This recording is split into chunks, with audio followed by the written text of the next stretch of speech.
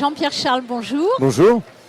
Tu es maire d'un petit village, Oui. mais quand on entre dans le centre de ton village, on a l'impression plutôt d'un centre de ville, tellement c'est dynamique.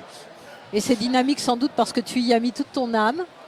Tu as aussi mis toute ton âme dans un livre, J'ai voulu planter un oranger. Tu peux nous expliquer un petit peu la genèse de ce livre? Alors ce livre est tout à la fois, disons, une volonté de témoignage sur le parcours d'un jeune des années 70 à Paris, parisien, né à Paris, étudiant à Paris.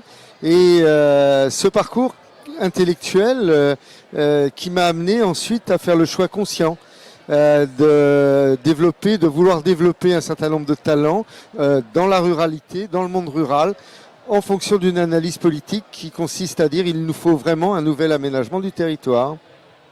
Donc tu es comme notre ami Jean-Claude Méral qui vient de répondre à mes questions, en même temps très volontaire sur le développement des territoires, Oui. mais avec des conditions. La démocratie, l'échange. Oui, ce sont des conditions sine qua non. Pour toute politique, qu'elle soit en ville, à la campagne, dans le monde ou en France, la question démocratique est au cœur du développement plus que jamais.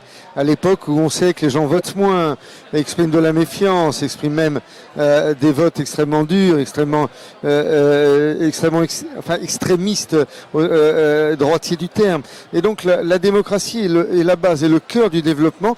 Et j'ai voulu en fin de compte faire de mon expérience de maire une véritable expérience au plein sens du terme, de pouvoir expérimenter un certain nombre de méthodes de travail, d'implication des habitants, avec des éléments forts comme le soutien à la vie associative, comme la défense absolument intransigeante sur le maintien des services publics, avec le fait de faire de l'enfance, de la culture, du développement culturel en général, un élément fondamental du développement tout court.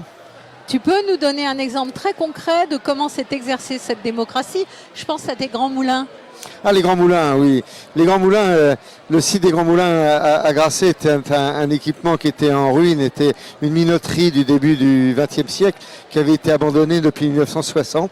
Et donc nous avons, sur la base, nous avions récupéré cet équipement à la commune sans trop de projets dedans, effectivement. Et nous avons, dès que nous avons gagné la municipalité en 95, réuni des habitants accompagnés par des associations d'éducation populaire qui nous ont aidés à construire un véritable projet qu'on a appelé ensuite la Maison des Énergies et qui est devenu un projet pilote européen ensuite.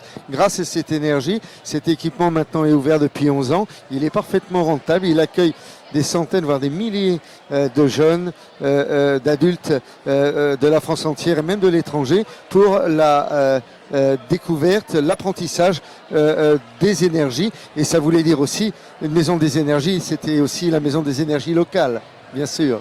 Et quand tu parles d'énergie, est-ce que dans cette maison, il y a des débats? Par exemple, en ce moment, on a des débats sur nucléaire, pas nucléaire, éolien. Tiens, après, pas très loin de chez toi, j'ai assisté il y a quelques jours à un débat sur l'implantation de 7 éoliennes qui fait hurler certains et dont d'autres disent c'est quand même moins grave que les avions qui passent au-dessus d'Orly ou de Roissy. Oui, bien sûr.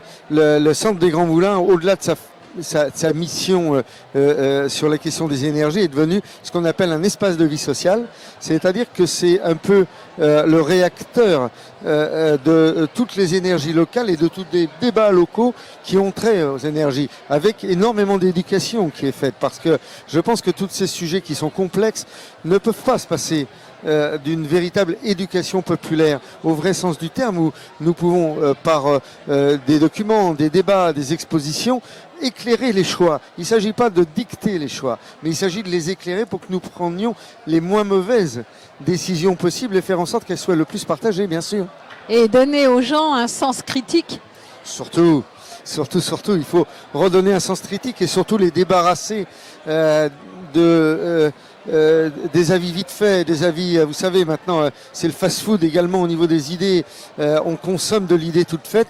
Il faut habituer et réenseigner le fait de forger, de construire une opinion et non pas la jeter en pâture sur Facebook ou sur. On voit en ce moment les fake news et toutes les théories du complot. Et c'est vrai que l'éducation populaire, l'éducation des enfants est vraiment très importante. Je ne sais pas si vous avez dans la ville, il y a les Grands Moulins. Est-ce qu'il y a d'autres lieux d'éducation populaire Je dirais que la ville est en elle-même porteuse de tout cela, puisque, comme je le disais, on a beaucoup voulu développer toute la dimension culturelle, artistique.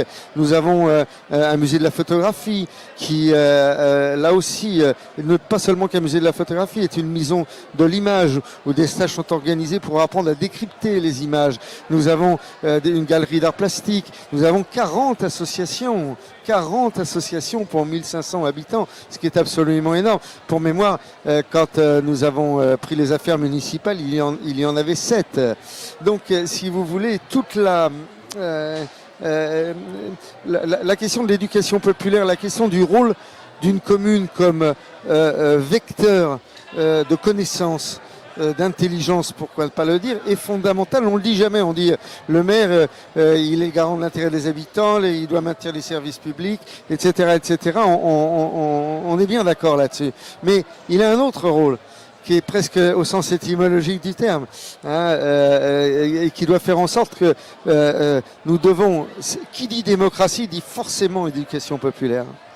Et tu fais souvent référence à ruralité et urbanité, si l'on veut. Oui. Moi, j'ai été frappée de voir que finalement, je ne vois pas en quoi ta ville, c'est une commune, petite commune, mais après tout, il y a autant d'activités. On peut trouver autant de choix culturels et avec des choses supplémentaires. C'est la proximité, par exemple, de l'agriculture. Bien sûr. Alors ça c'est tout un combat, hein. C'est-à-dire que là, tu m'amènes à parler du message fondamental de mon livre, qui est en fin de compte le souhait, le désir, la conviction qu'il nous faut un autre aménagement du territoire, où il n'y ait pas d'un côté les rats des villes et les rats des champs, parce que de fait la misère existe à la ville, elle existe à la campagne, les riches existent à la ville, ils existent à la campagne. On est maintenant avec l'évolution des 30 dernières années, notamment en matière de mobilité professionnelle, sociale, on est dans un véritable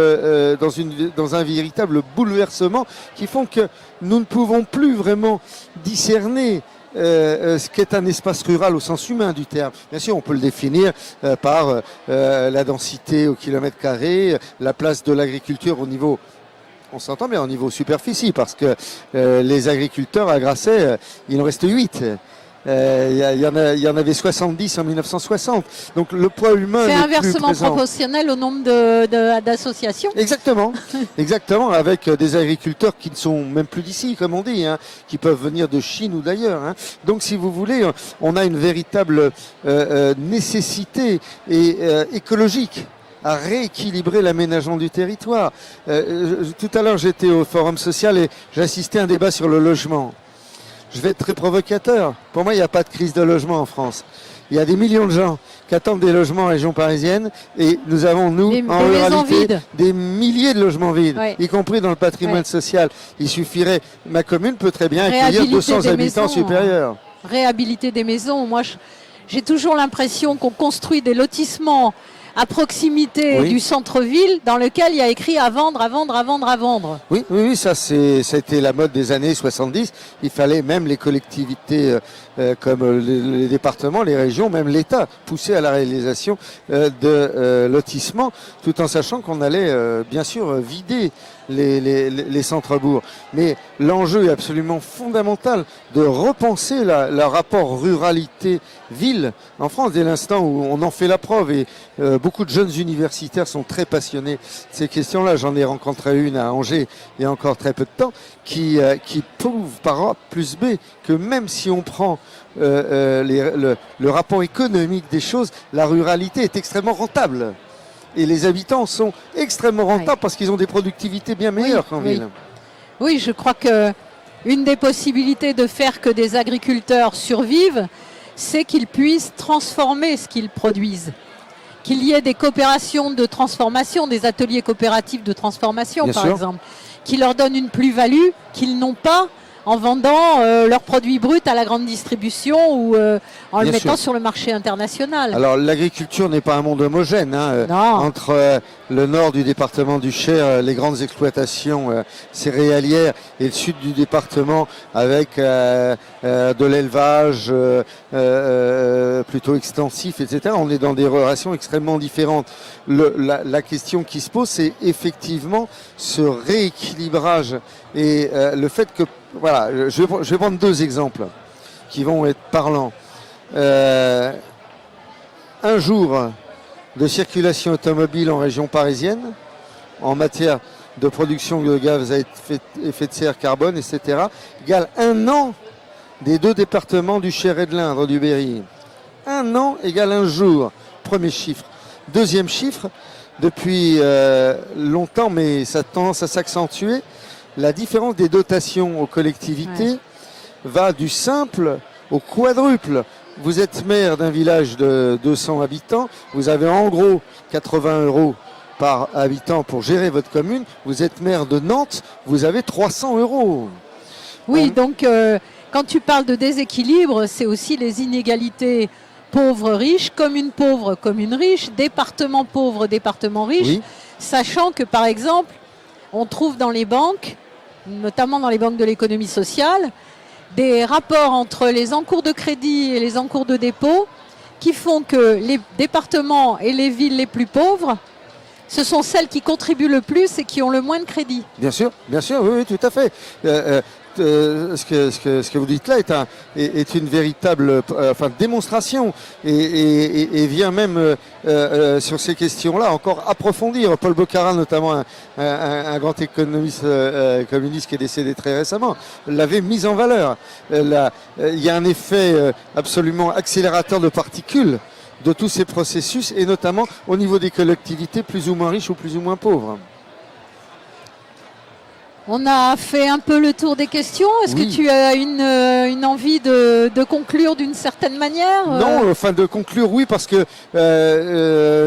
j'aimerais que les idées qui sont les miennes, disons les nôtres, parce que nous sommes plusieurs, prennent plus de place à l'intérieur du cher parti qui est le mien depuis 45 ans, parce que je crois que nous serions, le cas échéant, la seule force politique à défendre cette véritable question d'aménagement du territoire et de rééquilibrage ville-campagne et d'utilisation harmonieuse de nos ressources au niveau national et européen. Bien, c'est un appel qui, j'espère, aura des retentissements au congrès du Parti communiste. Je l'espère.